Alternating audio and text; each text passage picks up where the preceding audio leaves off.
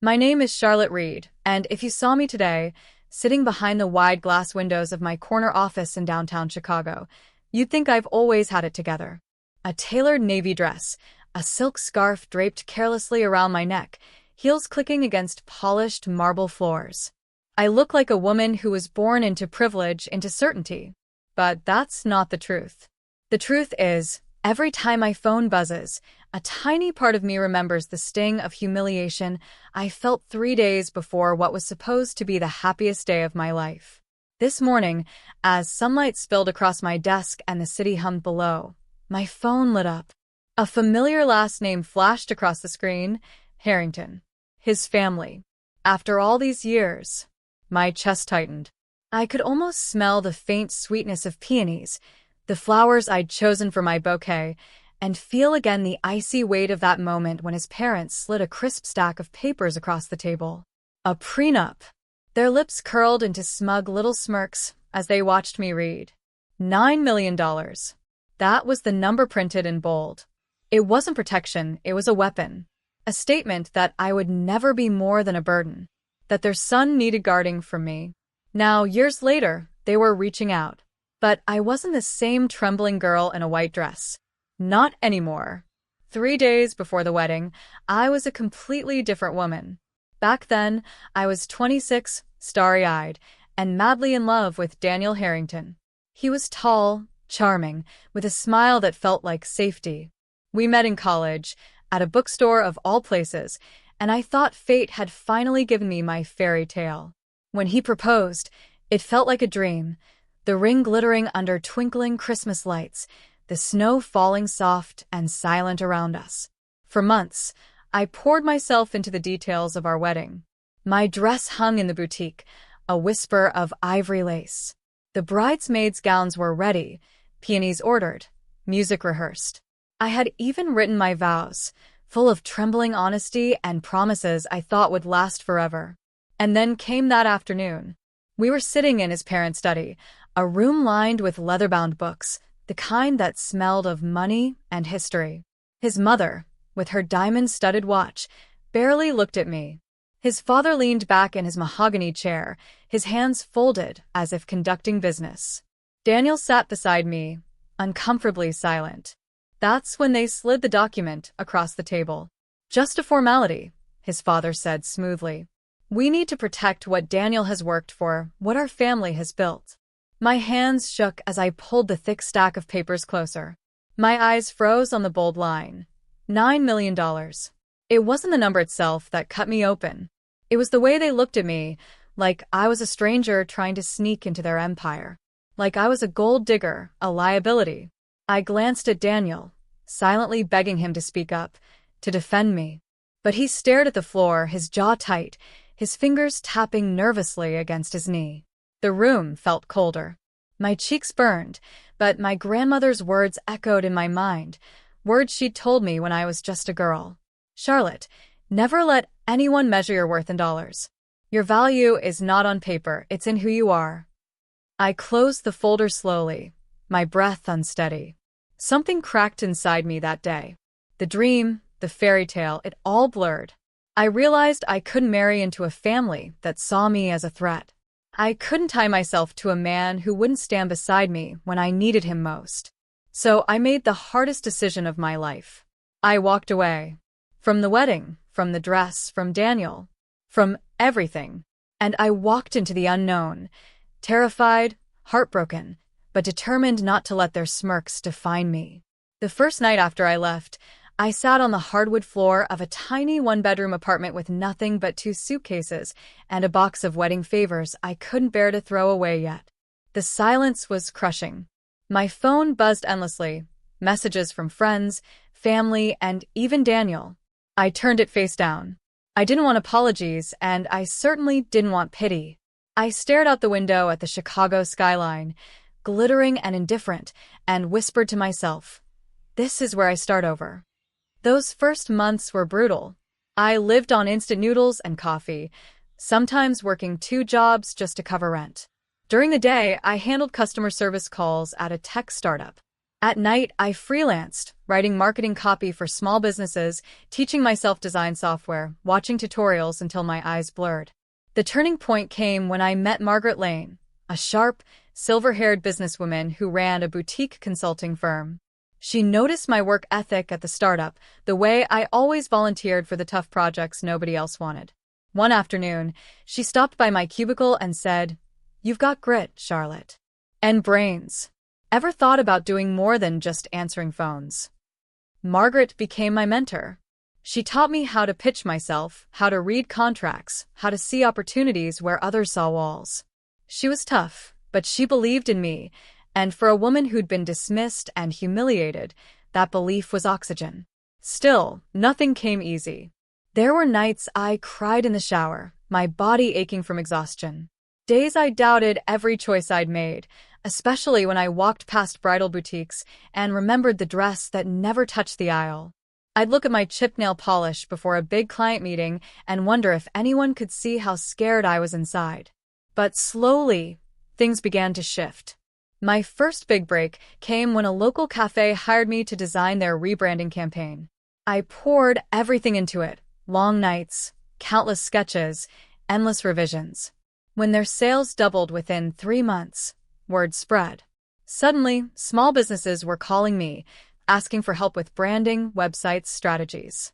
I registered my own company, Reed Creative Solutions. From there, it snowballed. One client became 5, 5 became 20. Within 3 years, I had an office, a team of 5 employees, and contracts with national brands.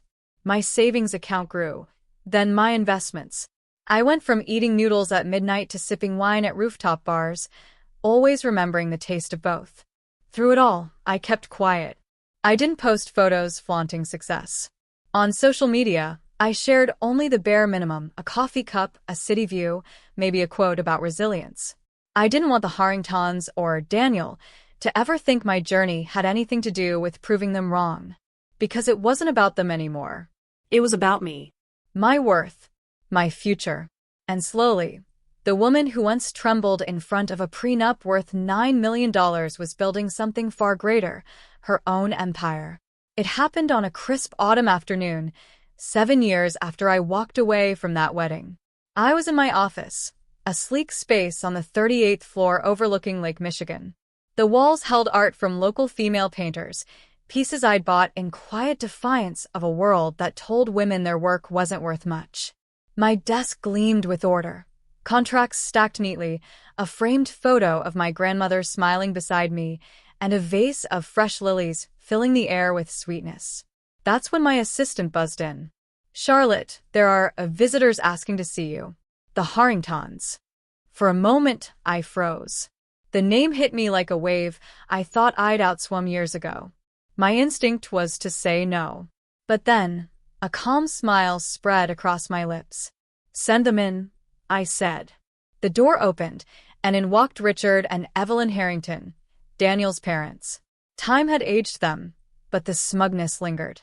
Behind them, to my surprise, was Daniel himself.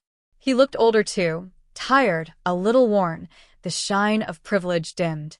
They glanced around the room, their eyes darting across the floor-to-ceiling windows, the curated art, the gold-plated nameplate on my desk. Charlotte Reed, CEO, Reed Creative Solutions. For a few seconds, no one spoke. I let the silence stretch, savoring the way their expressions shifted from arrogance to disbelief. Evelyn cleared her throat first. "Well, you've done well for yourself." I leaned back in my chair, crossing my legs, every movement deliberate, calm. "Yes, I have." Daniel finally spoke, his voice low. "Charlotte, I didn't know. I thought." I cut him off gently, but firmly. "You thought I'd disappear. That I'd crumble without your name, your money. That's what you all thought, wasn't it?" Their silence was confirmation enough. I gestured lightly to the office around me. All of this, I built from nothing. No Harrington inheritance. No shortcuts. Just grit, sleepless nights, and belief in myself when no one else did. Richard shifted uncomfortably. His usual booming voice was softer. "We may have underestimated you. I let out a quiet laugh. Underestimated? No. You dismissed me. You shoved a prenup in my face like I was a thief waiting to pounce. $9 million. I shook my head, the memory no longer bitter, but almost absurd. Back then, it felt like a cage. Today, it feels laughable. Daniel's eyes searched mine, regret swimming in them. Charlotte, I'm sorry. I should have defended you. I should have. But you didn't. I finished for him. You chose silence when I needed strength. He looked down, ashamed. I rose from my chair and walked to the window, the city sprawling beneath us. You came here for a reason. So tell me why now. Evelyn finally spoke, her voice brittle. The Harrington businesses, they've struggled. Bad investments. Market changes. We thought perhaps there might be opportunities to collaborate. The irony nearly made me laugh. The same people who once treated me as if I was beneath them were now standing in my office, asking for help. I turned back to face them, standing tall, my heels clicking softly against the hardwood. Collaboration? With the woman you once labeled a gold digger? Interesting. Their eyes fell, shame flickering across their faces. For a moment, I let the silence linger, soaking in the shift of power. Then I spoke slowly, every word deliberate. I don't need you, but you might just need me. The room hung heavy with the truth. And for the first time I saw it, the Harringtons weren't smirking anymore. I let them sit in silence for a long time. Their discomfort was a kind of justice, not loud or cruel, but steady, undeniable. Finally, I returned to my chair, folding my hands on the desk. Let's be clear, I began. If I choose to help, it will be on my terms, not yours. Richard straightened slightly, as if ready to negotiate. But I wasn't giving him that chance. I looked first at Evelyn. You treated me like I was invisible, like my love for your son was a transaction. If you want my help now, you'll start by acknowledging something. Respect isn't optional. Every woman you meet, from the receptionist in your office to the waitress bringing your coffee, deserves it. Not because of what family she marries into, not because of her bank account, but because she's human. Evelyn's lips pressed together. She nodded once, stiffly. Then I turned to Richard. You built an empire, but you also built walls. Walls so high that you couldn't see past your own pride. If I agree to anything, you'll commit to tearing those walls down. That means honesty in your business, transparency in your deals, and humility when you fail. No more pretending you're untouchable. He shifted in his seat, clearly unused to being spoken to this way. But he didn't argue. Finally, my gaze landed on Daniel. For a moment, my heart tugged. Not with love, but with the ghost of what might have been. Daniel, I said softly, you were supposed to be my partner. But when I needed you most, you chose silence. If you want to rebuild anything in your life, whether business or personal, you'll have to find your voice. You'll have to learn to stand up, even when it's uncomfortable. Especially when it's uncomfortable. His eyes lifted to mine, wet with shame. He whispered, I understand. I leaned back, letting the weight of my words settle. Here are my conditions. If I extend my hand, it won't be for the old Harrington way. It won't be about domination, or appearances, or money as a measure of worth. It will be about growth. Transformation. If you're willing to do that, then maybe we can talk. Silence filled the room again. But this time, it wasn't smug. It wasn't cold. It was heavy with reckoning. Evelyn was the first to speak. You've changed. I smiled faintly. No. I didn't change. I just stopped shrinking. For the first time in our history, they didn't look down at me. They looked across, equal, uncertain, humbled. I didn't promise them anything that day. I didn't need to.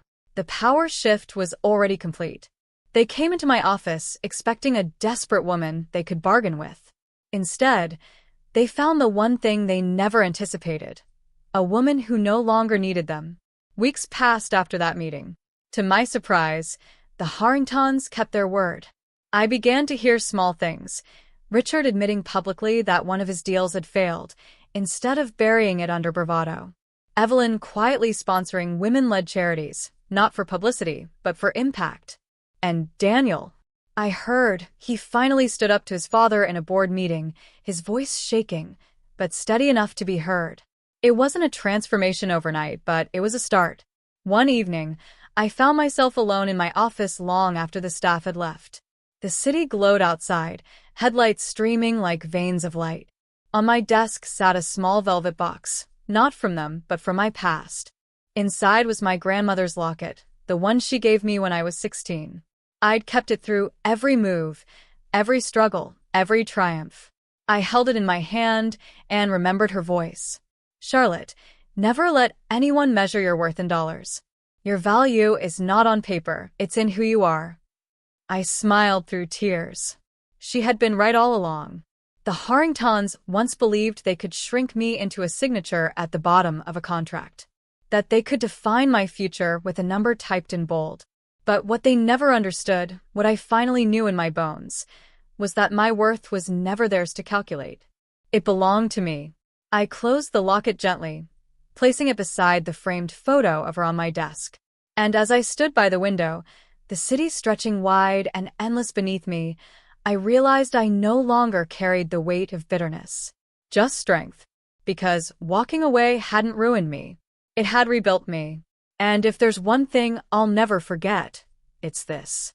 3 days before the wedding, they shoved a prenup in my face, smirking, certain I wasn't worth $9 million. But today, I don't just own more than that. I own myself.